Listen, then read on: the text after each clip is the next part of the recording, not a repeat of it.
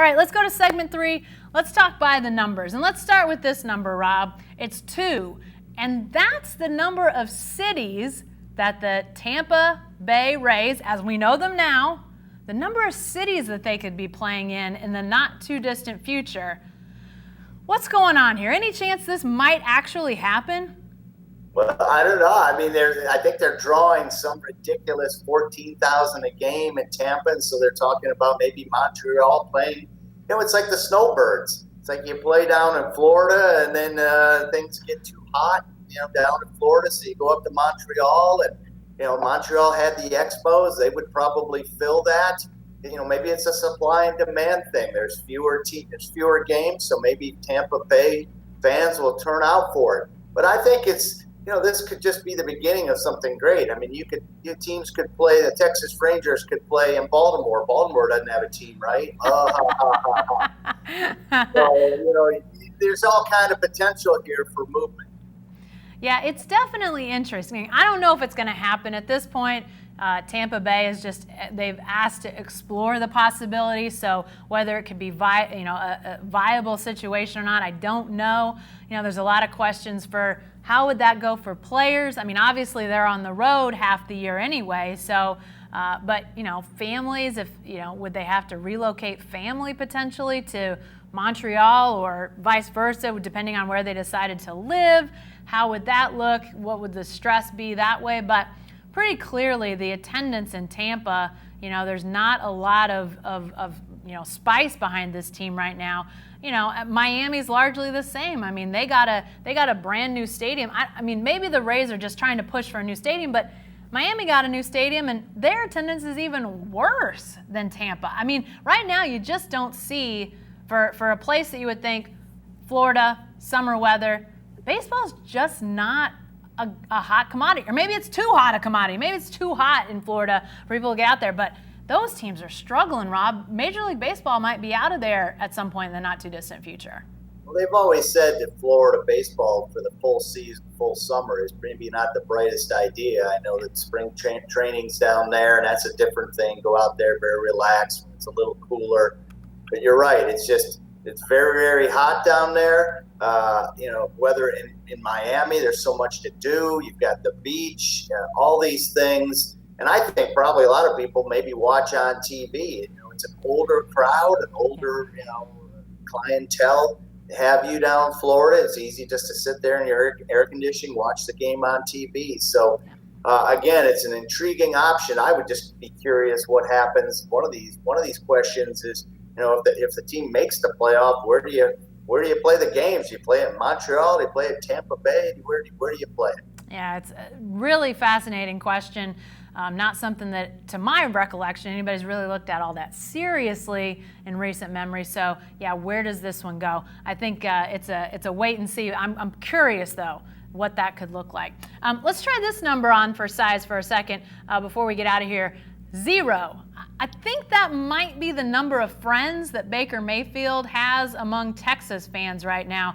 I'm not sure he had many before this week, but Rob, Baker Mayfield, former Oklahoma quarterback, current Browns quarterback in Cleveland, right down the road from you, doing a camp here in Oklahoma for kids and got asked about Texas, obviously the big Oklahoma rival, and whether maybe Texas could be back on the national scene. And Baker Mayfield eloquently called it crap. He was tired of that crap and that he didn't like Sam Ehlinger, the Texas quarterback, and on and on. I guess I'm not surprised. Are you surprised at all by this?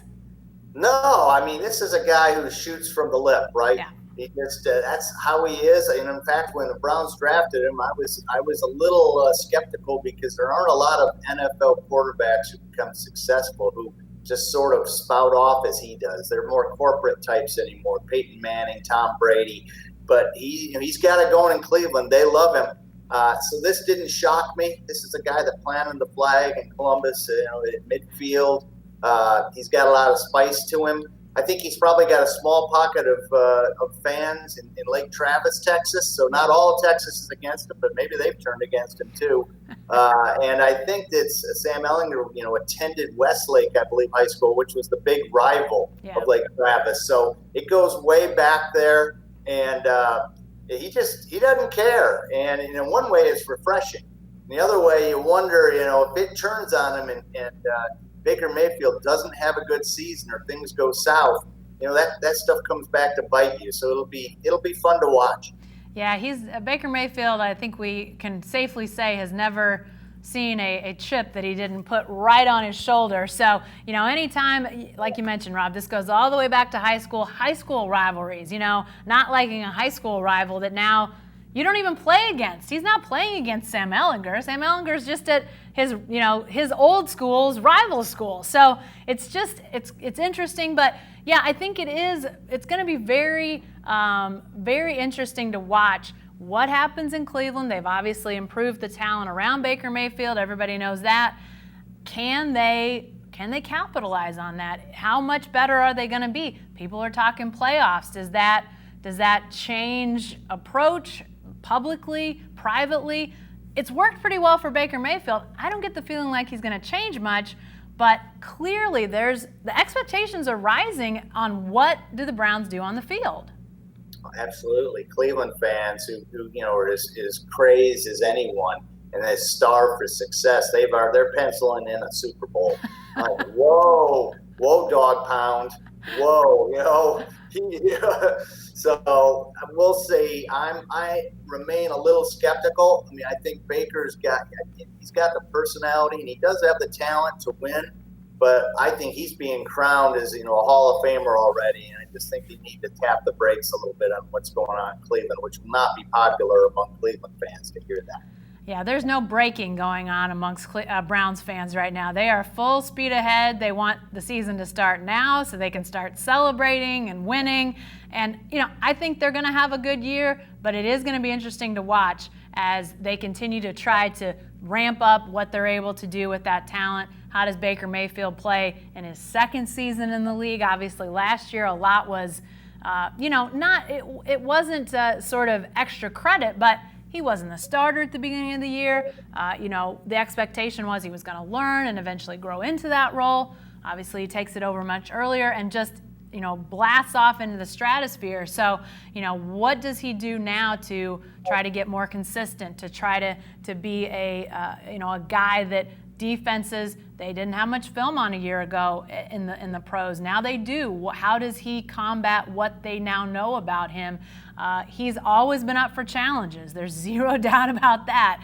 But this is the highest challenge of them all in the NFL. So what does that look like? We'll find out pretty soon. Although I don't think he's going to have anybody cheering from him down in Austin, at least not very many that love the horns. All right, lots of stuff to talk about this week, but that's it for the Writer's Block. Thanks for joining us. We'll see you again next week.